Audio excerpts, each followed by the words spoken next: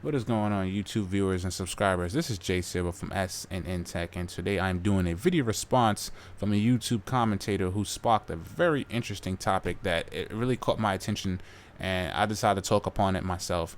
His name is Kill Viciously. He's a gaming YouTube channel, primarily uploads Black Ops 2 gameplays or Call of Duty for the most part, and he talks about various topics. His credentials for his YouTube channel will be in the description box below, so this is his shout out, and definitely go check him out.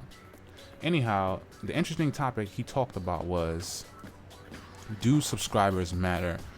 Now, at a certain point of a smaller channel's lifespan, you're gonna start to think that, like, when you start in the beginning, you're like a little kid, you're a rookie, you're excited, you want this to happen. You know, you see other people like, oh my god, this guy, such and such is getting all these views, I can be just like him. Well, that's not gonna happen overnight, and if you come with a childish mentality, you are going to fail, or if you have a lack of research, you are going to fail. Now, I'm a small channel myself, and for the most part, I created a YouTube community called, not a YouTube community, Google Plus community called YouTube United, to pretty much gather small commentators to help each other grow. You know, we have the 3-ball gaming team, which I do the live stream every Wednesday. You can check that out in the description box below. Any case, for a smaller channel, I don't think subscriber count really matters. Now, I'm not trying to say, reflect that in your content. Don't have that subscriber count doesn't matter attitude in the stuff that you upload. No, but I don't think it matters as much, right? I have 1,000+ subscribers. Do I get 1,000+ views when I upload? No, I get nowhere near close to that. My views is based upon, related searches. If a person or a hot key search, like say like a how-to video, if I put a how-to and I do a tutorial and explain something, those videos gets better engagement as opposed to anything else. I'm not a big commentator. When you reach a certain subscriber count threshold and your name starts to engage across YouTube at maybe like a 500K plus range, then your subscriber count starts to matter when you have over those, because now it's like you're almost guaranteed a certain amount of views. Me, I'm guaranteed I would say, as far as my uploads go and the way I pay attention to, I for the day I get about 1,000 views total for the day, but per video I feel like I'm guaranteed at least 30 to 40 in a 24-hour span. That's what my 1,000 subscribers guarantee me. Most of these users who subscribe to me have no name, so it just says sometime when I get an email, a new user has subscribed. So I don't know who that is or how that goes, but or if they're inactive for the most part, which most YouTubers are. The lucky ones get the very active ones, which is the big guys. When you got 500,000 subscribers, you're probably guaranteed about 20K views per upload.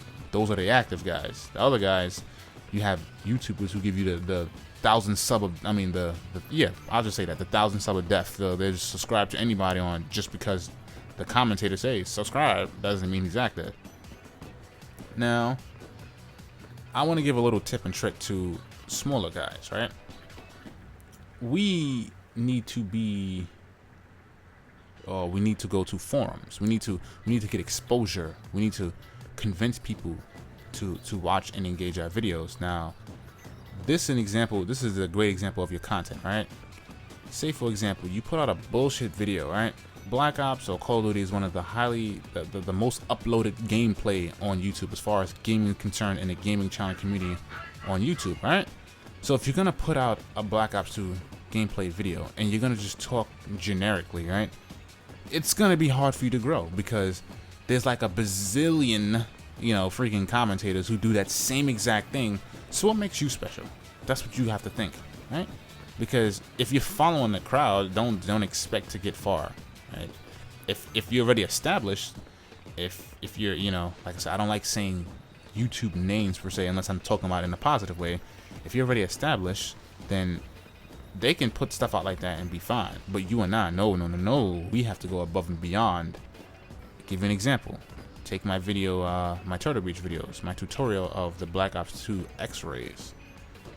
I looked around YouTube, and at the time of my upload, there was nobody giving a tutorial how these things work, or they didn't do a really good video, right? So I sat there and did my research, and I put a lot of effort into that video, right? Now, all of the effort paid off because the engagement is very high. That's what's attracting me subscribers. That's what's attracting me video views for that video. That's what's giving me favorites, you know, and that's what's encouraging people to share my video. That was a very good video. Or if you're a vlogger or a person who loves to do things in a vlogging style, right? You have to constantly attract trending topics. You have to stay on top of news, what's going on in media, what's going on nationally or globally. You have to stay on top of those things, right? If you do things like that in an interesting manner, when I say interesting manner, meaning spend some time to edit your video. You get what I mean? Sit behind your video editor and think of a creative way to deliver that message, or a comical way to deliver that message, or an entertaining way. You know, if you know how to use Adobe After Effects and make it more visually appealing, then you're successful. Your audience retention shows you whether you did a good job or not. If you make a 10-minute upload and only 20%, you know, of the viewers you get watch the video only 2 minutes into the video, you failed. You're not going to get any engagements. You don't get any engagements, it's going to be hard for you to grow. You have to get video engagement, and this is why YouTube encourages you to always pay attention to your analytics, right? So once again, does subscriber count really matter? If you're a small channel, I say no. If you're a big channel, I say yes, because now you're guaranteed more views, you're guaranteed more active YouTubers, and you're going to get comments and engagements a lot easier than a smaller guy. Now, as a small channel, we have to get exposure, and the best way to get exposure on the internet is forums. Meaning, for my Android content, I have to go to Android Central or XDA Developers, because that's another outlet of exposure. When I post up any Android related video, I'm going to get related searches on YouTube by default. Yes, but I want to get even more exposure, so then I post on XDA Developers. That post I create may get about 400 to 500 views. Those 400 to 500 views may translate into 100 YouTube views. Those 100 YouTube views may translate into 4 to 5 subscribers. You get what I mean? And then more comments and more likes, maybe even a dislike, depending. You always get a hater, right? Then, you know, that's what we have to do as smaller channel to gain. Another way that I say subscribers or subscribers do count when you're a bigger channel. When you reach that threshold, when you can hit that magic number, that's when your subscribers starting to count and they're starting to pay off. And the magic number on YouTube is 301. Everybody knows this. Even non-content creator knows this.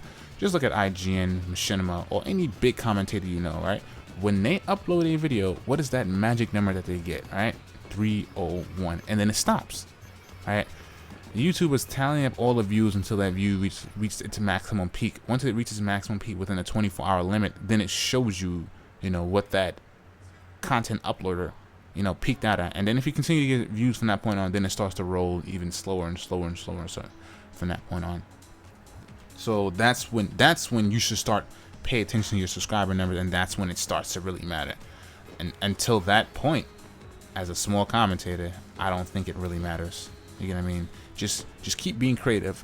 As a small channel, the biggest advantage we have is what the bigger guys usually tend to do. Not saying all gigantic YouTube commentators do this, is that they just throw out an upload and call it a day. You get what I mean? They want to push out as many videos as they can, because now they're starting to roll in the views, so they want to constantly push out videos, constantly push out videos, constantly push out videos. Obviously, they're probably partnered, and you get more money that way. You upload a video and it gets its own views, you're gonna make more money.